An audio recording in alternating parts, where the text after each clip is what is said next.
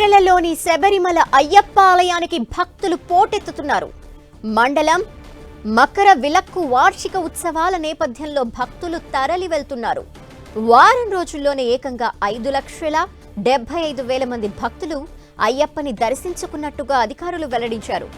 భక్తుల తాకిడి కొనసాగుతోందని, అయితే అడపాదడపా వర్షాలు కురుస్తున్నా ఎలాంటి ఆటంకాలు లేకుండా శబరిమల యాత్ర కొనసాగుతోందని, భక్తులకు ఇబ్బందులు లేకుండా చర్యలు తీసుకుంటున్నట్టు అధికారులు పేర్కొన్నారు. భక్తుల కోసం క్యూ షెల్టర్ల వద్ద ఎక్కువసేపు నిరీక్షించాల్సిన అవసరం లేకుండా ఏర్పాట్లు చేశామన్నారు. మరోవైపు శబరిమల రద్దీపై కేరళ ప్రభుత్వం ఎప్పటికప్పుడు సమీక్ష నిర్వహిస్తోంది. భక్తులకు ఎలాంటి ఇబ్బంది తలెత్తకుండా ఏర్పాట్లు చేస్తోంది. ఎక్కువ మంది భక్తులకు దర్శనాలు కల్పించేందుకు వీలుగా 18 మెట్లని ఎక్కి భక్తుల సంఖ్యని పెంచాలని ప్రభుత్వం నిర్ణయించింది.